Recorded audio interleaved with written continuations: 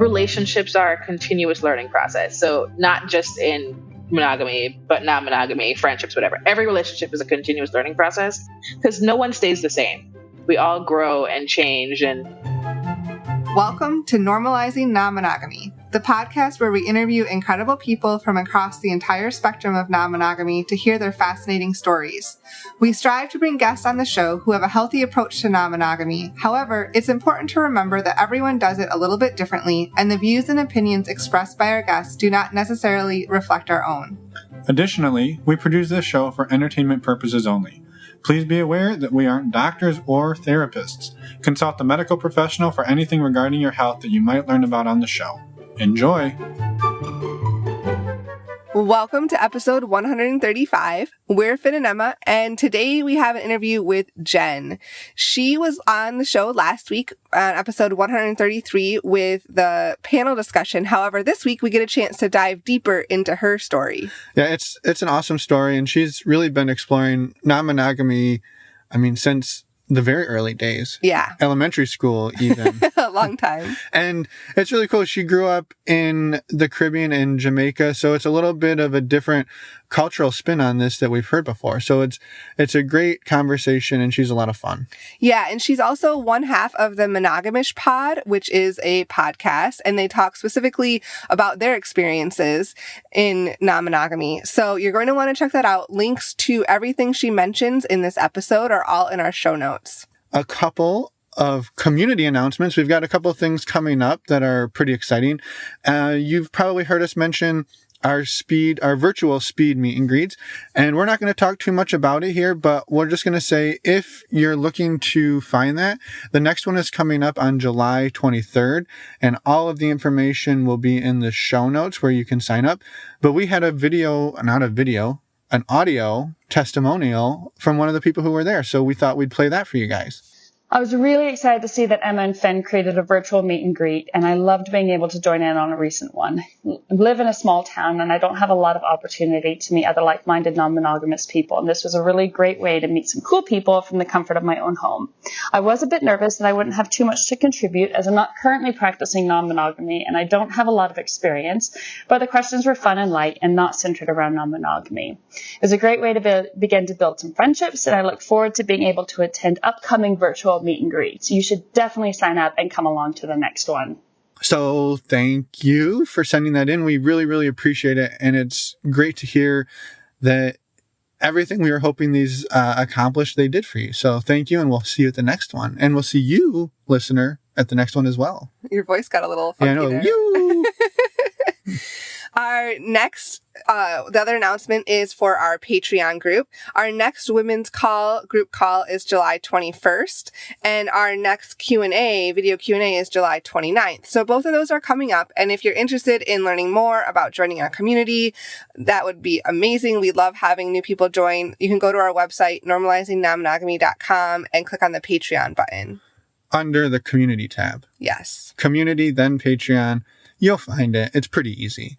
And the community actually has been growing quite a bit the last few months. So it's an amazing group of people. So we'd love to have you join us. Finally, one quick word from our very lovely sponsor, Alt Playground, which is an online dating community for non-monogamous and open-minded people of all varieties. So it's one of the most diverse, if not the most diverse, community for meeting other non-monogamous people on the internet right now. And we're excited to be helping promote them, along with, honestly, Jhen. Jhen is one of their sponsors as well, or she's sponsored by them. Yes. That's over a dozen other podcasters are being sponsored by them. And they were originally on the East Coast. However, they're working on pushing throughout the U.S. And so we have seen lots and lots of new people joining throughout the U.S. over the last month since their rollout of this push on June 1st. So that's really exciting. Yeah, we're living on the West Coast now, as people know, and we've actually started to see people signing up out there. So it's the national push that they started back in June has really, really worked, and it's super exciting to see. And again, we're excited to be a part of it. And they actually told us that this is the largest growth that they've seen since they started the site over a decade ago. So you're going to want to go check it out. Yep. go to altplayground.net or to our website, normalizingnonmonogamy.com, and you'll find links under the resources page or on the homepage to hook you up. Yeah, so let's go now talk to Jhen. Also, one quick confession that's going to happen in this episode at the end. Oh, yeah. I don't know. I might turn some listeners off. Yeah, Finn has a confession of something he doesn't like. Some people might not like what I'm about to say. It's a fun discussion. So, yeah, let's go talk to Jhen. We'll go with the flow. We're loosey goosey. We're just rolling with it. That sounds wonderful. We're all fluid here. Yeah, We'll be fluid bonded by the end of it. What? Ooh, that's how naughty. Whoa. Naughty. I mean, it has been a couple of hours. I feel like we're at that level already. Yeah, well, maybe that's a good segue to welcoming Jhen back. If you listen to the State of the Union podcast from July 6th, you'll recognize her voice and hopefully some of her jokes. And welcome, Jhen. We're excited to have you back. And guess who's back? Back again. Yeah, that. Woohoo. I break into song at odd times. I'm sorry for all of you who hate singing. I am a great singer no matter what anyone says, including American Idol. Not that I auditioned or anything, I just went. But I'm Jhen. I'm one half of the Monogamish Pod. We call it Monogamish Pod because another podcast called Monogamish. They're not as cool as us, though. Our logo is pink. Like, they can't beat that. I am, originally from Kingston, Jamaica. That's where I was born and raised. Moved to the U.S. about 10 years ago. I now live in Florida, which is that state that everyone wants to cut off of the map. I get it. I live here, so I understand what you mean. I've been polyamorous officially for I say between 6 and 8 years. It's a time. But, non-monogamous leanings my entire life, despite failed attempts at monogamy. You know how that goes. We all go through that. And, I'm happy to be here. Back again with Emma and Finn. Pew, pew. That was an amazing introduction. Yeah. And thank you for doing that. And for pewing us. Yeah. So do you mind taking us back 8-ish years ago to, or maybe beyond that, when did you start exploring it and how did this come about for you? Non-monogamy in general. Non-monogamy, not podcasting. I mean, I haven't been podcasting that long. That would be exciting, though. I'd be on the front lines. But no. So back in, November of 1989, my mother had a baby. It was me. Shocker. But to be fair, I have known that I was, I'm pansexual. I'll just throw it out there. So I knew I liked both boys and girls from I was 7 or 8. That's the age I figured that out. And around that same time period, I was grade 3, 4, I don't know. So my then best friend, we both liked the same boy. And so instead of fighting about it, as good girls do, we decided to just share him. So we just alternated days of the week that he was our boyfriend. So he was my boyfriend, say Monday, Wednesday, Fridays, and her boyfriend Tuesday, Thursday, Saturdays. And Sundays he got to be with his parents, I guess. That's fine. But, that's how that worked. So I think looking back now, I'm this should have been assigned to you. Baby Jhen knew something. Pretty advanced for grade 3 and 4. I mean, we got into arguments, of course, because it was because she lived closer to him than I did, so I was pretty jealous. Yeah, I experienced jealousy back then. I was but I want to play with him this Saturday. It's not fair that you get to play with him all the Saturdays that you want. A lot of arguments. We got into a huge fight because of, me wanting to rework the relationship. But later on, we decided that it's okay. We're not really going to date now. When we get older, when we turn 30, if we're still single, we should get married. And I was this is a great idea. So my then best friend is a lesbian. So really, I'm the front runner for the situation. But I'm 31 and we're still not married. So it's all good.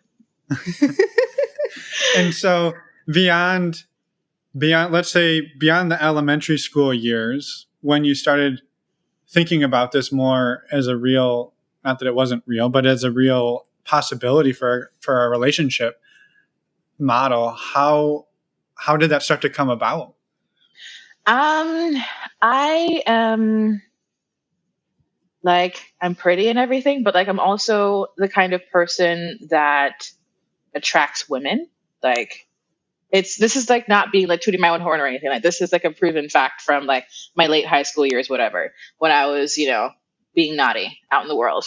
But there was a girl I was really into, and she had a boyfriend, and it was just kind of like, I'm like, what I got to do with me? What I got to do with us? Like, how does that? I don't understand why you're telling me things that don't matter to me. He's like, yeah, but like he's my boyfriend. I was like, and you're my girlfriend, so what? Like you're saying these words, but I'm not getting the issue. So I've navigated relationships that way. I was in a couple of, like triad trial situations, to make that work. And then there's the one where it was kind of like, yeah, I don't really like your man. I just like you. So he has to get used to this because I'm going to be here. I know. Horrible things to say to someone. But again, I was like 18. I think you're allowed to be shitty at 18. That's just how that works. So I did that. You're allowed to learn and make mistakes for Yeah. sure. So that's what I was doing. And that's how I kind of figured out the thing. But there's still, of course, in the back of my mind that I need monogamy. But I know that I'm like bisexual. So like at that time I was bi because pansexual wasn't really a thing yet. It's like, but I'm bisexual. I want like a husband and a wife. How do I make that happen? How do I find someone to give me the things that I want? And so attempted monogamy. Ugh, did not go well. I did not cheat. Let's specify. I did not cheat. I was just dating a cheater. So that was different. And I was never even mad about it because I knew that's who he was. I was only mad when people would like come to me and be like, oh, like he was cheating on you. I was like, I know, like she called him when he was at my house and he lied and told her that he was somewhere else. But like, I knew what's going on. When we broke up was just because she posted on Facebook, like me and my baby, like on a romantic getaway. They were on like a work trip and she posted these photos on Facebook. I was like, now you got me out here looking stupid, dude. Like this is different. So that's kind of how that went until my last long-term relationship. And I say long-term because it was a long time ago, but also, yeah, we tried monogamy and then I started picking fights because I was fed up. I was like, he's like, what's going on with you? I was like, I miss pussy. I'm sorry. I just need some vagina in my life. And he was like, okay, let's make this work. I knew that you were bi when we started dating. How can we get you what you want? And I was like, really? Yes. And so we navigated a sort of like open relationship thing. He was very jealous about like intimacy stuff, but so kind of like going that way where I was allowed to sleep with other women was like really great. But I only fucked my friends. So there was already intimacy in a different way there. Sorry. Yeah, I only fucked my friends. That is my thing. And so that just kind of like led to, that's when I started considering like polyamory as an actual thing. Like, this is working great for me. How do I make that happen? That relationship ended unrelated to, my extracurricular activities. But yeah, that's kind of like how I got to this point of where I am now. Right. I'll say back then, did you have the terminology of polyamory? Did you know that term and how, I guess, that dynamic, what that looked like? I watched Big Love, so I knew I didn't want that. In particular. But no, I think I would consider it more of like an open relationship thing because polyamory wasn't really a word that was bandied around much, even on television. It was more about like swinging and open relationships and things. And the word polyamory never really popped up on my purview. I mean, I'm not an only child, but I'm like the eldest. So I watch a lot of TV because, kids are annoying when you're a kid. So those are the things that I was exposed to just as words. So like bisexual didn't even come to me until, I started watching Queer as Folk with my mom, which is a whole separate story. But yeah, because I said I'm 31 and Queer as Folk came out in 2000. So I was pretty young watching those boys bang it out on TV. Hashtag Brian and Justin forever. So back, even when you said when you were 17, 18, you were sort of I don't want to say the third in a lot of relationships, but you were messing around or fooling around with the women of typically other couples. And it was sort of just like, I'm here. We're obviously connecting. Your boyfriend needs to be okay with this because like there's clearly something here. And that just was sort of the MO for that time. Yeah, it was. I mean, like I said, I said we tried the triad thing, but some people are just not that great. Sorry. Like, and I do this thing where like I judge you. Like when I get to know your partner, like if I don't like them a lot, I'm like, there must be something wrong with you too. Because if you like this, then something's off here. Right. No, and then you said even when you were in a monogamous relationship, your first one that you tried, it sounds like like you said, it wasn't the cheating that bothered you. It was the don't make me look stupid in front of everybody else. Like don't post it on Facebook. Don't embarrass Yeah. me. Like you can go and fuck whoever you want. Just don't make me look like an idiot for it. Yeah. I mean, it's like she can't be posting that she's your damn girlfriend on Facebook. Everyone knows that I am your girlfriend. That's how this works. Like they already think that I'm quote unquote stupid because they've seen you about town doing whatever you got to do, right? But it's one thing for someone to like see it with their eyes, but not really have any evidence. When that girl got crazy and posted that on Facebook, I was like, oh no, baby, I cannot do this anymore. I'm okay with you doing whatever you want, but it's not going to be with me. She's now your new girlfriend. Congratulations. Right. Well, and I was also curious culturally, like being like growing up in Jamaica, how is non-monogamy either perceived or like is it culturally a thing there? Like how does it work in that culture? I mean, we're a Christian society, so we don't believe in sex before marriage. We don't believe anything like that. I mean, all of our schools are also religious, so we go to devotion every day from kindergarten all the way up to college. But I will say that non-monogamy is normalized to the extent of cheating. So men are allowed to have as many women as they want. We call them galluses. Like you have as many women as you want, right? And a gal is a woman, just so you know. Yeah. So it's like, yeah, you're allowed to have as many women as you want. This is totally fine. And your woman has to be at home pining for you and waiting for you. And I'm sorry, like, I don't believe in that. Like, if you are going to be out here doing whatever you want, and people do this whole farce where they're like, oh my God, I can't believe he's cheating. This is so upsetting. Oh, goodness. And, then they take them back anyway. I'm like, you sanctioned this. You do know that this is allowed. You can just use these words and the words will be okay. Words mean things. So don't say he's cheating on you if you already know he's sleeping with somebody else. It means that you allowed this to happen.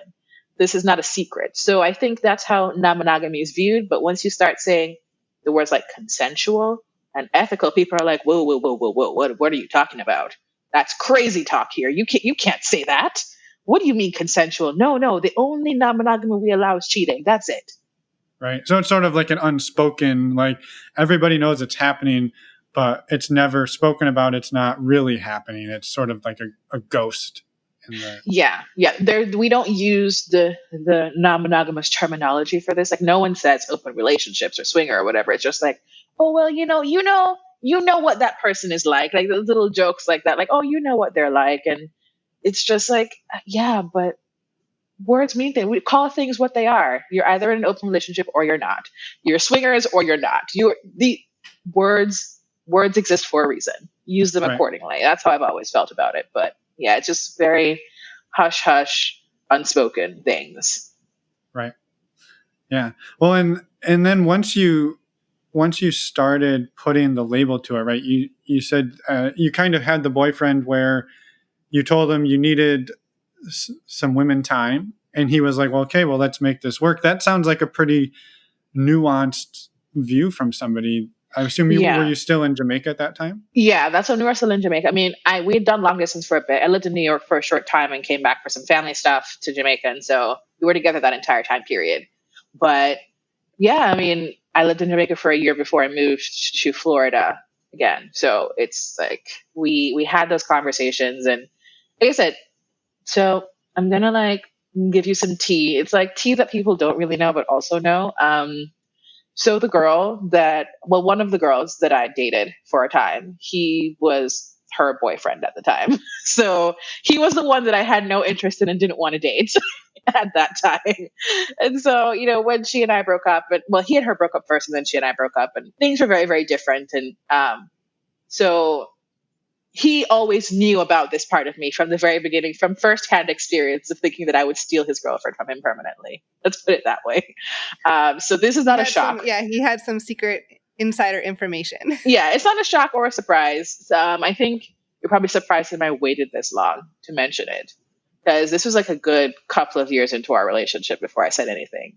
I was like, I was feeling the itch. I was like, I like how you put it. I need some lady time. I was like, that sounds nicer. That sounds less crass. I'm going to use that. I need some special lady time. I specialize in making inappropriate things appropriate. Yeah. Sure. We'll put that on your resume. Make sure people know that about you. It's actually my my official title. Ooh, love it. I'm learning new things too. So when you started down that path, you said it kind of didn't work out, but then you sort of had the new model, right? You had a new set of skills, maybe. Yeah, I had a new set of I mean, because of course I had done more research at the time. You know, the internet was accessible, but not very accessible for a period of time. So now everything's actually on the internet. So in this time period, I was able to like do more research and figure out what exactly is it that I want, and like really do a lot of introspection for myself also, because it's like, do I want necessarily a male primary partner and then having, you know, female secondary partners? So it's because, of course, this is also before realizing that gender is a construct and that, you know, there's a lot of range in that also, which is also how I figured out pansexual, because that all those things take time. You know, I think like every step of this process has been like a learning curve, like just like an evolution of sorts. So I had the framework for kind of what I wanted, and I was like, well, let's really think about this. How do we make this happen for us? And then I stayed mostly single for a long, long time. So I did a lot of work on myself internally, and I didn't even really start dating until fairly recently. So like I was in situationship or like in some form of relationship, but nothing like very, very serious, while I really took the time to figure out what exactly am I doing? Where am I going? Who am I going to be? How am I going to show up in these partnerships I'm looking to have? And just long, hard work. I don't know. I think back on those dark days. That's how I pretty much like. I went through a whole phase, which I think everyone goes through that maybe at multiple times in their life. But yeah, I went through like a serious whole phase. I was doing all the things and really, really just trying out as many things as I could to figure out how I wanted to proceed for the future. Because I do want partnership and I do want a family of sorts, but how does that align with me being solo poly, which is what I identify as right now? It's like, do I really want to nest with someone? And I've decided that, can I have a separate wing? If we live in the same house, can I have a separate wing? That will be nice. Like we all have our own wings or like rooms or whatever, or we have like a duplex where I live on one side, live on the other side. Things like that. I'm okay with merging some finances, but not all. So it's a process trying to figure out, even now, I guess, especially with COVID, how we're going to move forward. Yeah. Right. And maybe that's a good segue to ask you to discuss a little bit about what your relationship structure looks like right now at the moment. You said you identify as solo poly. Yeah. And how does that look for you at the moment? At the moment, like I said, I'm dating, like officially dating 3 women. Because it just worked out that way. Like, I don't know. Officially dating 3 women. They live in different places, like I said. So it's all long distance, so to speak. So it's a lot easier to be solo in that way. So right now it's just kind of feel those situations out and kind of see for me, do these relationships actually serve me going forward? Can I see there being a physical connection between us anytime soon? Because we talk about long distance and say, there has to be a plan for the distance to end, right? There has to be some sort of plan in which we will be able to close this distance, if not permanently, but like at regular intervals. So trying to figure out that in a pandemic, heavy. Yeah. Are these relationships fairly new? Yeah, they're all new from around the same time because I'm an overachiever. Why not just start dating 3 people at once in the same time span? Why not? And then have COVID hit. And then don't ask me what the dates are. Don't ask me any of that stuff because I have no answers for that. Until I ask someone to be my girlfriend, there is no date that matters yet. That's how I'm putting it. Well, we won't ask you that. Good. Thank you. But yeah, it's just like trying to navigate obviously I'm solo right now. And like, Ruby Ray Johnson, who we had on the panel, it's like we are living in this space where we are alone. And so we need to figure out how we can see our relationships moving forward in that way. So right now, solo poly is really just a lot of long distance stuff. I mean, but also I don't really want to date anyone in Florida because I'm trying to move from here. So it's like, why would I start a relationship down here and then move anyway? So I don't know. There's a lot of moving parts to this. I mean, there's some aspects of many different kinds of polyamorous relationships as we go through the list. Like, oh, hierarchical doesn't work for me. Kitchen table, not right now. Maybe in the future. Maybe not. Relationship anarchy. It's like, can you be solo relationship anarchy? There's so many words, and I'm still trying to figure out what all the definitions mean and how they apply to my life. The one that fits right now is just solo. Right. Living my life, doing my thing, independently or something. Yeah. That's perfect. Well, and I'm interested you made the point about, since we're in a long distance relationship, it really only makes sense if there's a time at which it stops being long distance, or that we can eliminate the distance at somewhat regular intervals. And I was just curious if you could talk a little more about that, because I imagine there are some people who say, like, I have long distance partners and they'll always be long distance and I'm okay with that. And we may never see each other, but we're like, that's fulfilling for us. But it sounds like for you, there needs to be the physical intimacy that can't necessarily be fulfilled on Skype or Zoom or. Oh yeah.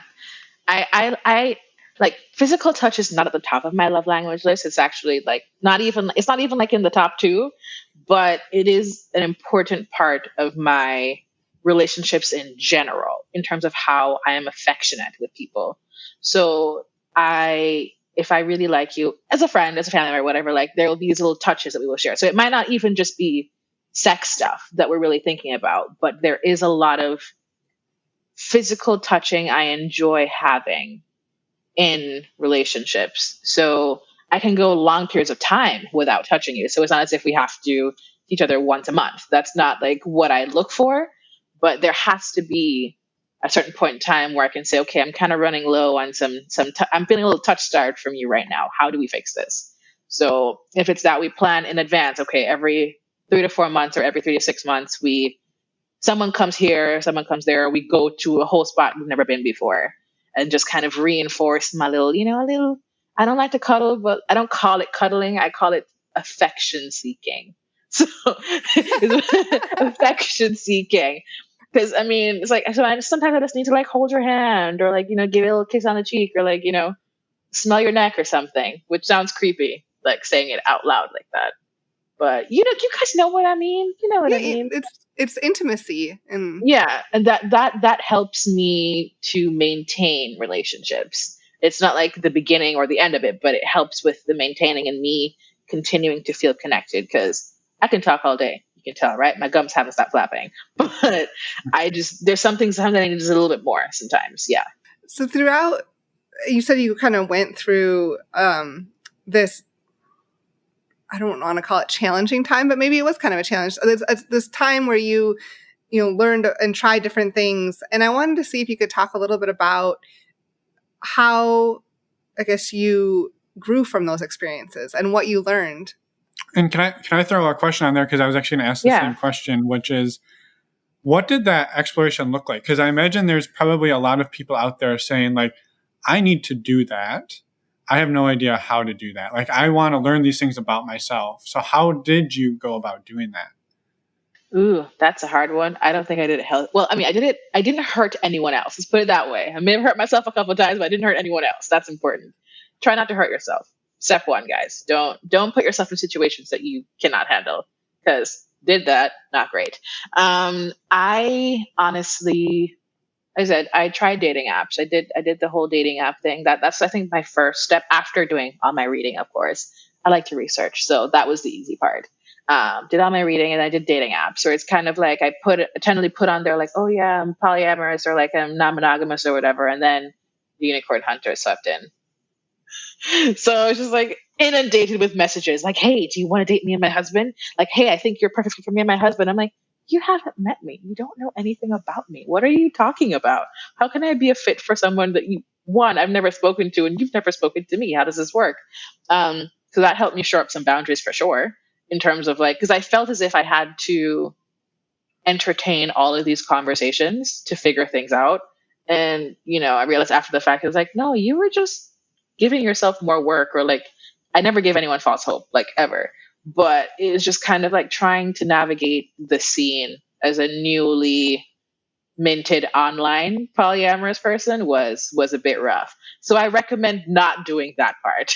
I mean, yes, go to dating apps, but also just like don't try to engage with every single person who appears to be similar or like in like they're in a non-monogamous thing, so you feel like you might have a connection. it it's just the same with regular people. They're just regular people. They just like to fuck the way you do. That's it. Sorry. Yes, I'm trying not to curse as much, but it's not Right. working. You You're fine. You can can totally curse. curse. It's not working. It's fine.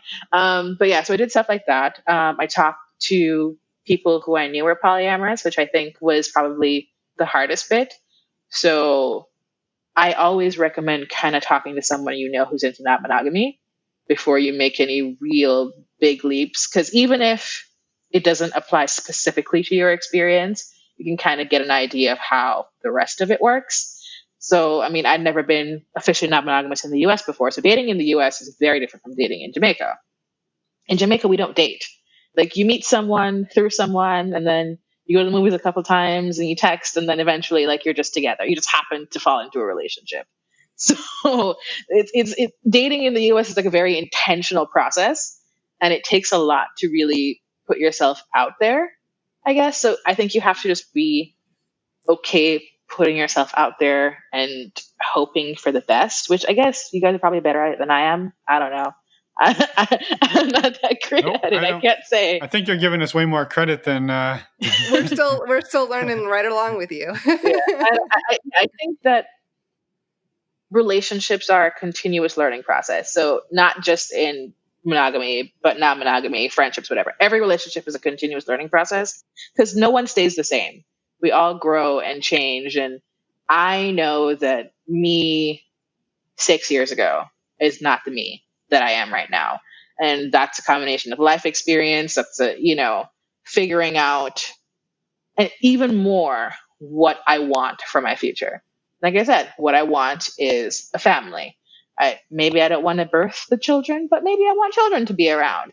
And so it's about finding people who align with what you want. So now I let it be known straight up. Like there's some dating apps that tell you if someone says they want kids or don't want kids or if they have kids already. I let it known straight up. I'm not entertaining anyone who doesn't want children. That's not in my future. That's not what I want. So it's great for now. But when it comes to the time where me wanting babies, y'all got to figure out how you're going to deal with that. Sorry. Right. Yeah. No, I mean, it's like you said, it's putting yourself out there, and that is hard. It's challenging, but it's so important too. And finding, maybe what you want right now is not what you want in the future. Like maybe it changes, and that's part of all of us growing and shifting and moving through life. And I think it's important to acknowledge that, like you said, yourself 6 years ago was not yourself now. And I think that's true for pretty much everyone out there. If we're all, everyone's trying to grow and become a better person, whatever that means, whatever that means. Yeah. I mean, but what I will say though, is that when people show you who they are, believe them. When people tell you about themselves, believe them. Yes. Don't believe you can change anybody because they're only going to change if they want to. If they change for you, it's going to be fake. They're going to resent you. It's a whole thing. There's a lot, and it comes up a lot, I think, in polyamory and like non-monogamy, especially, where it's like this expectation that you can kind of, when people are starting out. So like you think that I can fit all my partners into this mold. It's going to be this thing. It's going to be great. No, because people are people and not Lego blocks to be moved around on the chessboard. Like everyone is an individual, and you have to kind of account for so many different personalities in every relationship. And it's not just you and them. Like, what if they're dating other people? So it's like your metas and how that influences your relationship, and making sure you have solid boundaries for how you want to do things, and be able to have conversations if those boundaries are stepped over, or just, I don't know. I feel like I'm rambling now, but you get what I mean. No, I really appreciate you bringing up that point because it's really important. Like you can't change people. You have to accept who they are, and I accept that might change and it might not change. I was curious to pry deeper if you're okay with it. You made the that like don't do harm to yourself or to other people, but that you did end up in some situations that maybe you learned a lot from, or that were really difficult. And if you're willing to talk about those, maybe to maybe help others learn from that to some level? Oh yeah, I mean, I don't know if this is going to help anyone, but I lost two people very close to me in very quick succession. And so my solution for that was, of course, to go through a whole phase, one, and then two, to try to dive into a relationship almost immediately, because that made sense. That's absolutely how that works. We want to trauma bond with people. That's the thing. That's what's happening right now in the world. So I started dating someone. We knew we were non-monogamous. It was easy, simple. There was a lot of intimacy shared right away. There was a lot of secrets shared between us. But they were not really open to non-monogamy. They were just doing it because it seemed cool. I guess, if that makes sense. Like, they were interested in me, but it just seemed cool. And then I ignored a lot of red flags in that relationship. And so things kind of came to a head. Like, what was the last straw for me was we were supposed to meet up. And I was like, okay, well, send me the address. No address came. So I'm like trying to get there based on like memory. And the neighborhood is not the best neighborhood, right? So like, I know I'm on the right street, but I can't remember like where exactly the place is. They're not picking up their phone. They're not responding to texts, whatever. So I'm literally, as a single woman in a car alone, like idling on a street at like 10 o'clock at night. And I cannot hear from this person at all. I'm like, this is bullshit. So I go home. And they screamed at me. Like, they called me after I got home. They're like, how dare you? Like, blah, blah, blah. We're supposed to meet up. How dare you leave? I'm like, you have me out here in the most unsafe situation in the world. And you're mad at me for leaving that when you did not communicate with me. Okay, so I literally put myself at risk as a woman alone at night, somewhere I'm not familiar with, and you are mad that I didn't do what you wanted. Yeah.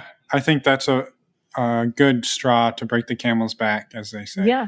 Oh yeah, I saw them recently. They tried to pretend everything was fine. They're like, why did you stop talking to me? Hello? Do you not remember? Let me refresh your memory. Like, and he was like, oh, well, it wasn't that big of a deal to you because you're a 6'4" big ass man. Like, this is very different for you than it is for me. But yeah, and then on top of that, like, they were being very jealous. And it was just little things that, like, you think, oh, well, maybe it'll change, maybe they'll get over it. But that just solidified to me that, yeah, they're the most selfish person in the world. One, two. If I had not ignored all the other red flags about the relationship, I probably could have seen this coming. So yeah, don't put yourself at risk for nobody like that, guys. Don't do it. Not worth it. Right. No, that's some great advice. And thank you for sharing some of those challenging things that you went through. I think it's hopefully helpful for people to hear.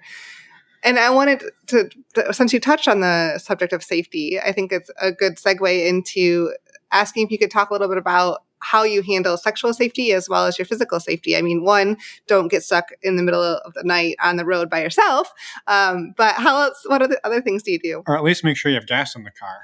Oh yeah, no, for sure. I have gas, I had money, and I had a knife just in case I had to kill somebody. Don't worry, I'm always prepared. But we don't kill people because hurting people is bad. Just for the FBI agent listening to this before you guys post it. That's what that means. But no, when it comes to physical safety, I'm very, very big on condoms, 100%, like all the way. If you and I are having sex, you will be wearing a condom. That is just, I can't afford a baby. One, I can't afford to go to the doctor for any kind. I don't got no insurance right now. I can't afford to be going to the doctor for nothing. It's just about safety. And especially if I know, or like I'm with someone else also, and you're with someone else, like I just think condoms are necessary. If you are fluid bonding with someone, that's great. We're still using condoms. That's just how that works. If you want to fluid bond with me, we have to talk about that. Of course, getting tested regularly, very, very important. I get tested maybe 2 or 3 times a year. Well, not now this year because, COVID, and I haven't had sex in like 13 months. So that's the thing. But, I still believe in like getting tested regularly. That's a thing that I believe in. I believe in education about sexual health and that, it's okay. I also don't mind sleeping with people who are positive, if that makes sense. Like some people are very tricky about that. I have no issues with that. It doesn't make me think any less of anyone or any better of anyone. It is what it is. It's something that you have. I can't change that. And I It's part think of the that conversation. part of the conversation, like we have to talk about these things. It's like, I would let you know if I was positive or if like I had any issues physically that might hinder our sexual activities or maybe it'll enhance them. I don't know. And then if we're talking about, of course, sexual boundaries, I enforce those very early on. I tell you what my no-goes are from the first time we have sex. Uh, don't be putting no nipple clamps on me. Not my thing. They hurt. I don't like it. I think that's very important. That's a part of health and safety also. Is like being able to safely have those conversations with your partners and not being afraid of maybe looking stupid or maybe looking vanilla or, not as interesting or as cool. We have to talk about these things. And I also, I mean, like I say, I only fuck my friends. I do not do sex with strangers, but that's a personal choice based on situations that I was put in as a child where, not like as a child, but when I was younger and I thought that I knew everything and I could do anything, I had put myself in situations where I could have been raped. And I was like, you cannot do that. Like when the situation was over, I was kind of like, this is the scariest thing that's ever happened to me in my life. And so I have made sure that I am never, ever, ever in a position like that again, except for that dude making me look like a fool. I try to make sure that I am safe physically in any situation that I am in. I was looking at exits. I mean, it seems paranoid, but I mean, women are at risk everywhere, everywhere. And I really, really also try to believe that my partners should enforce safety. So even if I don't need to tell me where you're going or what you're doing, but if you're leaving the house, tell me you're leaving the house. And when you get home, tell me you get home. Just because anything can happen to anyone out here in these times. I spoke to someone a couple weeks ago who was telling us like, oh yeah, one of their partners died, and like no one let them know for months. What? Months. They had no idea what was going on, and I was like, that's not going to happen here. That is also a part of my mental health and safety. I need to know that you are okay. Yeah. Yeah. I need to have these conversations, and I will share with you whether you want to hear it or not. I will tell you, hey, I'm going out for the weekend with some friends. We're doing this, we're doing that. I'll check in with you. Right. And 'Cause I think it's also important that everyone knows. does that translate as well to I'm going on a date with somebody tonight and we're going to go here, here, here, and I expect to be home at this time? Are those things that you negotiate? Because there's some people who say like, I don't want to know, go do what you want to do, just don't tell me about it, right? Yeah, I mean, I'm a Scorpio, just so you guys know. So that means I'm inherently nosy. I want to know everything. I want to know everything about you. Did you pee today? Tell me how many times. I want to know everything. But yeah, so I might not tell you exactly where we're going, but I'll tell you like maybe like the general area. If you ask, I'll tell you like a general area because I'm also inherently shady, also a Scorpio trait. So I'd be like, oh yeah, I'm going out with someone. You'd be like, who? A person, but if we're in a relationship, I'll tell you something, probably a bit more than that. But yeah, I will let you know generally like where we're going, like what time I expect to be home. And if that changes, I mean, I can also just duck into the bathroom and shoot a quick text like, yeah, things are changing. I'm actually going to their place instead. Da, da, da. I don't have to give you the address, especially since my partners are long distance. It means nothing to them. But just stuff like that. I think that is important, just to like at least have a general idea. I like to know. If you don't like to know what I'm doing, that's fine. I'll tell you I'm going out, and I'll tell you when I got home. Right. Yeah. Yeah. Right. And finding those and understanding those balances and what people are preferences. That's the word I'm looking for. Yeah. I mean, like I said, I prefer to know everything. Tell me everything. You got their social security number? I'll do a background check. I want to know everything. Well, and maybe that's an interesting dynamic as well. Has that ever landed you in a situation where it spurred jealousy, where you're like, tell me, and then they told you and you're like, maybe I didn't want to know? No, because I only get jealous of my friendships. That's a weird thing about me too. So like when I was younger, I would get jealous of romantic relationships. But now it doesn't really manifest the same way. I save all of my jealousy from my friends having friends who are not me. Like, how dare you? Like romantically, like I generally am okay with anything that you tell me. I think I have been hurt before by things because they were kept from me and I found out after the fact. So I didn't feel jealousy as much as I just felt literal pain that they felt they couldn't share that with me or that they deliberately kept it from me for whatever reason they had. It was selfish. So, but maybe you have a good reason for keeping it from me. You know what I mean? Maybe it is. And so, but I can't say that I've ever experienced jealousy for like knowing something like that in a relationship. Right. If that makes sense. No, makes sense. Well, and maybe the follow up to that is, if it's an interesting one, because you said you get jealous in friendships, but you only fuck your friends. So those two seem to Clash. Yeah, conflict it a little seems to bit. clash. Listen, I'm not mad about who you're fucking. I'm mad that you're friends with people who are not me. Okay, so you're not mad So about it's the like, things they're doing. You're just mad at the general fact that they're friends. yeah, it's like, what do you mean you're going out with so and so? Like, I'm your best friend. You can't go out with that person. What is wrong with you? No. That's what I say to my friends. If it's my partners, I'm like, oh my God, you're going out. Tell me who it is. Tell me what you're wearing. I need to know. Like, are you doing your hair a different way? Like, if you're a guy, you're going to shave. Like, tell me what kind of vibe we're looking for tonight. I'll help you pick your outfit. If you don't know what restaurant you want to go to, I'll help you pick the restaurant. Like, I am compersion all day in romantic stuff, but don't you dare be friends with somebody else. It's almost like you have the switch in your head. Like, that's for some reason something like that triggers for friendships. Yeah, I mean, I can talk about that a bit also. That is just because I am very insecure in friendships. And that is part of childhood trauma. Yeah. Don't we love childhood trauma? It's our favorite thing. So I feel like I have to prove my worth to my friends a lot. And this doesn't translate as much into romantic relationships. I'm like, take me or leave me. Because I think I also, for a long time, viewed romance as temporary. That's just based on, relationships I had seen and they've been exposed to in my life. But for my friendships, my friends are my family.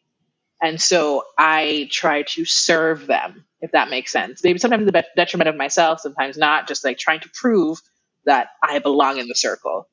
So that is what that is about.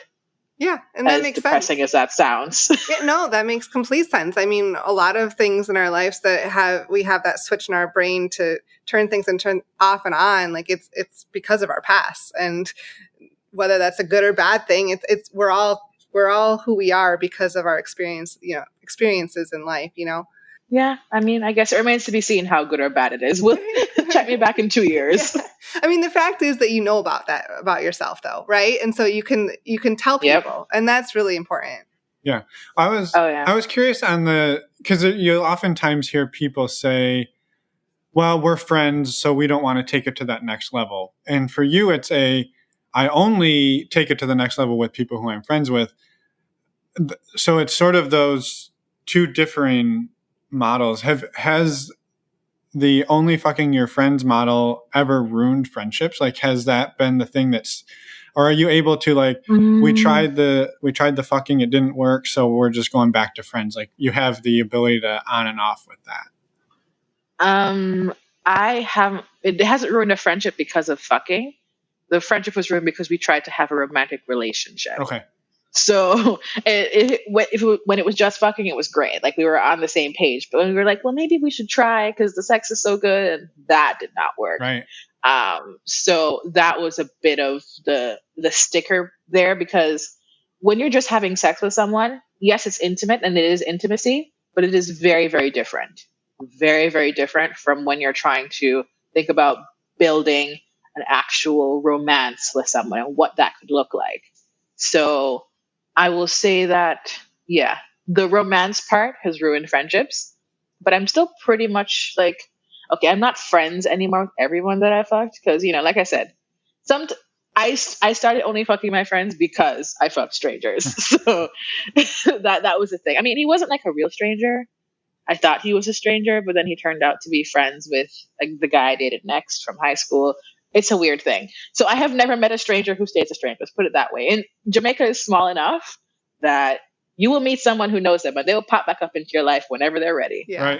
Right. Let's just be like that. Yeah, and no, it was not a judgment at all. I was just curious because there's a lot of people will, it's the whole friend zone thing, right? Like, oh, well, we're friends, so we can't. And I think it sounds like for you, you're like, well, we're friends, so we can. And that's we already have a relationship. We already have a connection. We would not be friends if there was not a connection. Right.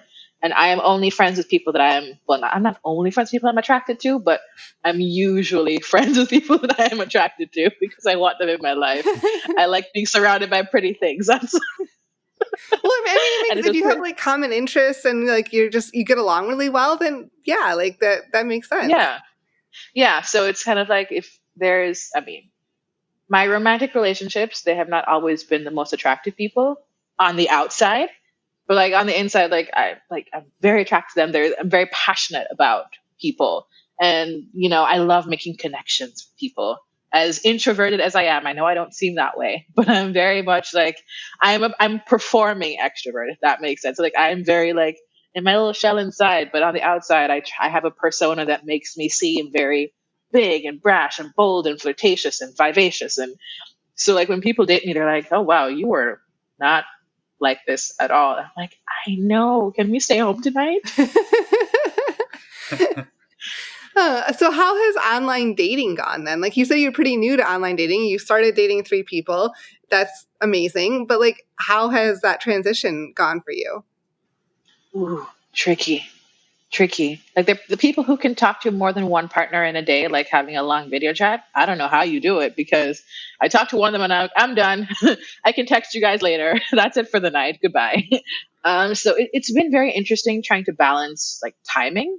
Because I mean, there's 3 people, 3 different time zones, like 3 different locations and different family situations and living situations. So it's like, how do I balance this? And I think I'm doing okay-ish. Like not great at it, but I think it's going all right. I did have a little tiff with one of my partners the other day. That was awkward. That was a boundaries tiff. Like we had a boundary clash. So that was interesting. But I think we're working it out. I don't know. Like we're figuring it out. And there's another one who's visiting another partner of theirs in a whole different state. So that's like another thing that we're dealing with. Like, okay, should we still talk as much while you're visiting someone else? Like, how do we manage that? And, like how do I decide how much of your time to corral per day if we're doing it like that? And like, how do you decide? I don't know. It's a work in progress. Let's put it that way. I recommend online dating to make connections with people and start building foundations, and then immediately you need to take them out and sit on their faces. Just to make sure it's a good fit, right? Just to make sure it's a good fit. Like the seat has to match. You know what I'm saying? Yeah. Excellent advice. Yeah. Well, we love to. That's so funny. I don't know. I got a kick out of that. You're still laughing at her joke. Well, it's a good segue into maybe. Yeah, it is a good segue. If you're willing to share a blooper or 2 or 3 as you've navigated the wild world of non-monogamy in all of its forms. They can be sexual or not sexual. Ooh, I have a great sexual one. Super great. Awesome. I'm excited. Dated someone, like we were, we're open, right? We're doing the thing. We're both allowed to fuck other people. He's straight, so he's fucking other chicks, like usually with me. So it's like fine. And so one night we were out, we're drinking, we're with some girls. I've had sex with all of these girls pretty much. So it's like, great, let's bring the girls back to the house. So we bring the 3 girls back to the house. No, we didn't really live together, but we shared space a lot. He lived with his mom. I live with my mom. So it's kind of like a thing. So we're back at his house because I have younger siblings. So we definitely can't go to mine. So we're in the house. We decided we're not going to go up to the bedroom because the bedroom's too close to his mom's room. We're going to do this orgy thing in the living room. It's going to happen. So it's you. This is what's going to happen. It's you, your boyfriend, and 3 other women. 3 women in his mom's house. Yeah, well, his mom was there. Sleeping. For now. For now. Okay. Yeah. So it's like, cool. So we're doing the thing. Stuff is happening, like he's fucking me, like I'm fingering somebody, there's a lot of moving parts happening here. And then we hear a noise and turn around. There's his mother just like standing there. And it's like, well, literally, I don't think I've ever moved so fast in my life. I dove off his dick and I was like hiding behind a couch. And like, so his mom is just standing there and he's just standing there buck naked, holding his dick in his hand. And his mom is like, I heard a noise. And he says, go back to sleep. But she said, okay. She went upstairs. And that was the end of that. We've never brought this up to her. We're still Facebook friends, she and I, even though we're not together. We still miss each other happy birthday, Merry Christmas and stuff. But we've never talked about that. And I don't think we ever will. I think she thinks it was a bad dream. And I'm okay letting her think that.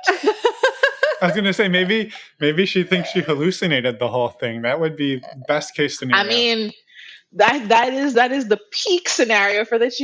It's hallucinated. It never really happened. Go to sleep, mom. You're dreaming. That's amazing. So I'm sorry. This is what happened. Well, and I bet the other women too were just like, because other people in the room, like, oh my gosh, like what? Yeah. Everyone's probably just, I guess maybe they're not quite as embarrassed as hear you, but I don't know. I'd still be embarrassed. It's Yeah, so crazy. it's an embarrassing situation, but I think we'd all been liquored up enough that we still kind of found it funny. Like when she went back upstairs, I think I just kind of burst out laughing. Yeah. Like I was lying on the floor naked laughing. Like what am I supposed to do at this point? I mean, that's the best thing you can do at that point. What else are you going to do? Be mad about it? Like it happened.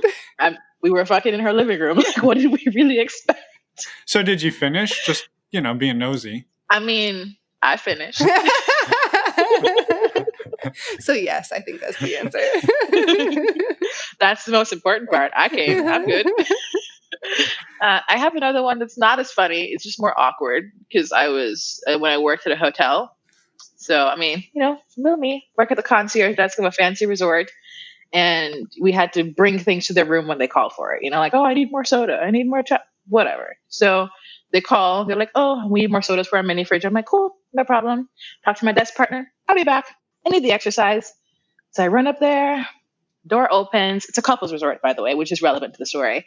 The door opens and dude is standing there like in a towel. And he's like, oh, you brought the sodas. And I was like, yeah, I did. And then his wife was just walking naked in the background. Just naked. That's fine. I have no issues with nudity. Do your thing. So he's like, oh, do you want to come in for a tip? Now, the resort I worked at, you're not allowed to take tips. If you take tips, you'll be fired. But also, like, do I really want to come into the room with these weird people and have sex with them? No, I do not. I'm on the clock. I can't do that. So I can't say that. I'm just kind of like, oh, unfortunately, we're not allowed to take tips, but thank you so much for considering me. You can just write me a nice review for my great service. He's like, no, don't worry. I won't tell anybody. I won't get you in trouble. I just really want to show my appreciation for you. Show my appreciation. How he says it. And I remember the wife is still just walking naked in the background, up and down the room. And I'm like, this is a display. Obviously, he's trying to attract me. Yeah. Do not look at the wife. Do not look at the wife. I'm like looking in his face. I'm like, unfortunately, I really, really just can't. I'm so sorry. And so like, he reached the point where he's like trying to touch me now. So I just kind of like thrust the basket of soda at him. I'm like, the desk is empty. I have to go. Goodbye. And I just kind of like run away. Yeah. Talk about awkward. So that's how I escaped a threesome at my job. I have never had to do that. Nope, me either. You guys are not working in the right fields, clearly. I guess not. Yeah, not a whole lot of opportunities in engineering for that to happen. So we'll have to work on that. But yeah, but hospitality is where it's at. Trust me. Awesome. Well, hilarious. Yeah. No, thank you so much for sharing those stories and for sharing your story and coming on the show and talking. And we wanted to give you a few minutes to plug your podcast and anything else you'd like to anything promote, else we didn't talk about. Or talk about.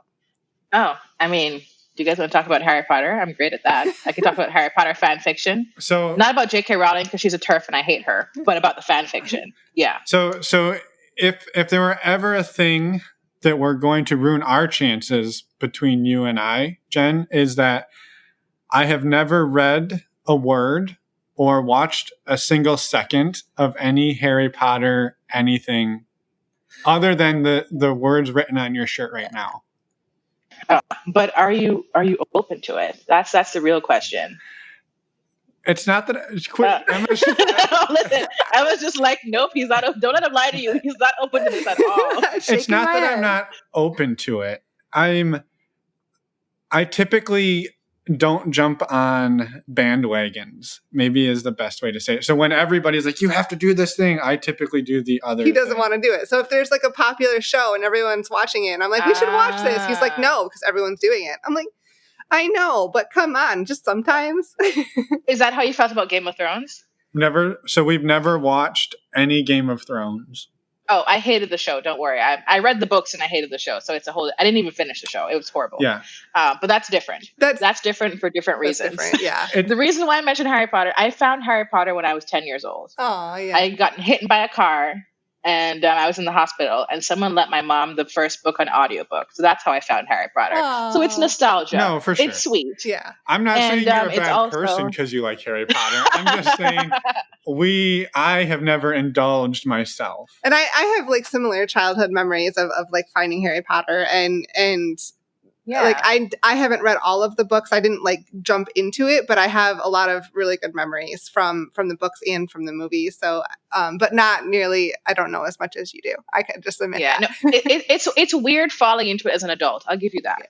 I think that for, like I said, I'm 31, so I think that for me, the books and the movies are entwined together in a different way than people who are just finding it now. It's like, oh, it's books or movies, and you can understand both. But for us, because we were growing up at the same time that everything was coming out, it's weird. Yeah. So, but the reason I brought up Harry Potter is because the fan fiction is dope. So if you like to read and you're open to reading trashy fan fiction, Harry Potter fan fiction is really where it's at.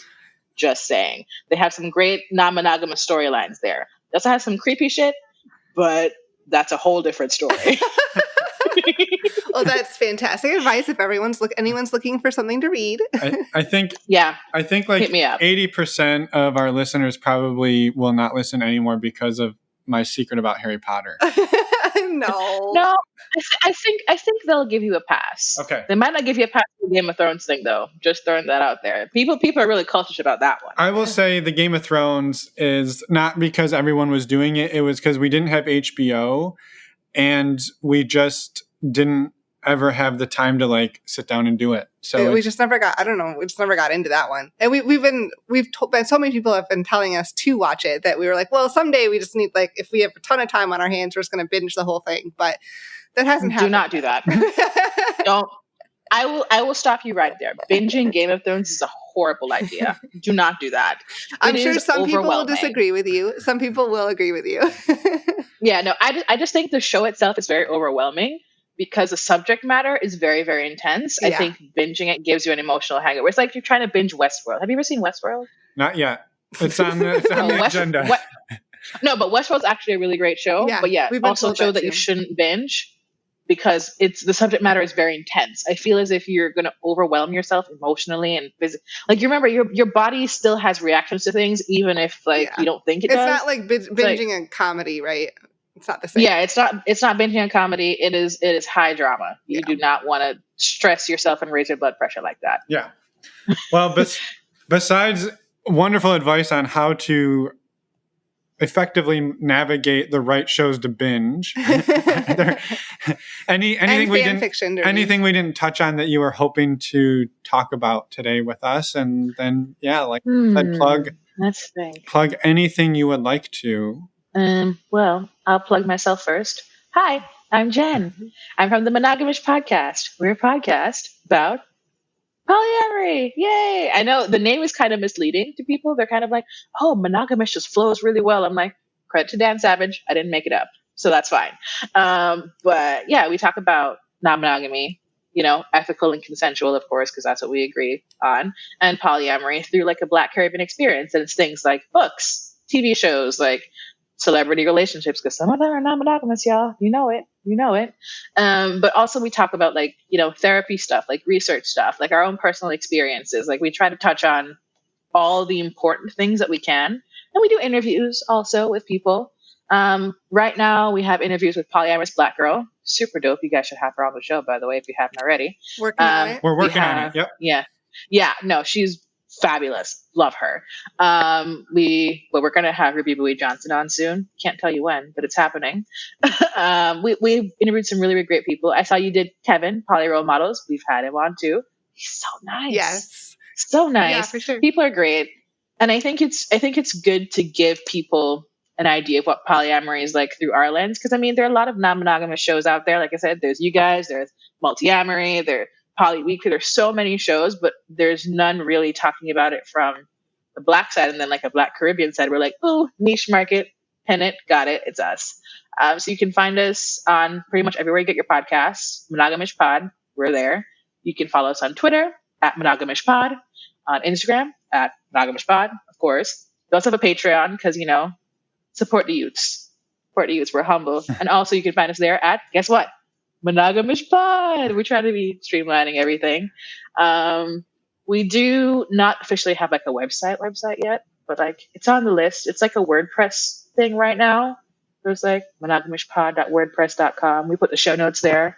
I write them and I'm very funny, so you will like them. Perfect. Well, we will make sure to put links to everything of yours that you've created in our show notes on our actual website, not to one-up you. But... no. I caught that. I've received it. I've held it in my heart. Now you know how I feel. You see my face? Yeah, I know. So thank you again, Jen, for coming on, for sharing everything, for all the work you do. And we're excited. And a quick pact we will enter into. If we get Will and Jada Smith on before you do, we will make sure to refer them to you if you do the same for us. Oh, absolutely. Listen, it is my dream. Them and Jadena. Like, I want Jadena on here, not just because I also think that he has the perfect seat. I think his seat's amazing. But also because, he has talked a lot recently about being open to polyamory and having done non-monogamy before. So again, the pact also extends to Jadena. If you have him on before me, I might cry. That's fine. I cry a lot. I cry about everything. It's okay. But you definitely need to give him my number when that happens. It will be the first number we give him. And yeah, we know they're probably listening. So we invite them to reach out to either of us and we will make some magic happen. And we will find a seat for you. Oh, yes. That'd be amazing. I love seats. Thank you for that. Love it. Absolutely. Well, have a wonderful evening and we will, of course, be in touch. Yeah, thank you so much. Bye. Oh, thank you for having me, guys. Yeah, absolutely. Bye-bye. Bye. And we're back. Thank you so much to Jen for reaching out to us, coming on the show. And sharing all of her Harry Potter knowledge with us. And sharing all of her wonderful knowledge, not just Harry Potter, but also her beautiful story. Yeah, and one quick update. She now does have a website. So if you go to our show notes at normalizingnonmonogamy.com, click on the podcast tab, you'll see her episode right there. Once you click into it, you'll be able to find all of the links to everything that Jen does and who Jen is, so you can go and explore. Yes. The other quick things we just wanted to mention here in the outro, of course, thank you so much to Alt Playground for sponsoring our show. If you want to go check them out, please do. We highly encourage it. Go to altplayground.net. As we said in the intro, so many new people are joining, and we'd love to have you join as well. If you're thinking of starting to meet other people in real life again, or virtually, you can still do that. Yeah, go get yourself tested for STIs. Our favorite way to do this is stdcheck.com. It's an online, you sign up online, you pay online, you do everything online, you go to a national lab like LabCorp or Quest. It takes literally minutes, and it's one of the most affordable ways that we found to do this. So if you want to support the show, use the links on our website under the resources page, and you'll save $10, and we get a little bit of kickback for it. So thank you for that. You can also find discounts to One condoms on our resources page. And My One condoms, which are custom fit. Exactly. And I always say the best time to practice using a condom is during quarantine with yourself. Of course. You'll get used to it, and then you'll be ready to rock and roll when they let us out. And then My One condoms are different sizes, so why not order your try a few different sizes, see what fits the best. Test all 60, see which one fits the best. Yeah, that might be a little extreme. That's my recommendation. And one final thing, please reach out to us, say hello on our website under the Contact Us page. Let us know how we're doing. Let us know what you're looking for. Maybe you want to come on the show. We would love to have you. So yeah, say hi. And next week, our normal, regularly scheduled episode on Wednesday with Amanda and Thomas. Which is a super fun discussion about a lot of things. So please. You're not going to give them any teasers? No. We told them their names. What else do they need to know? That's true. Okay. We will see everybody in 1 week. Have a wonderful rest of your Wednesday, and we'll see you. Bye, everyone. Thanks for listening.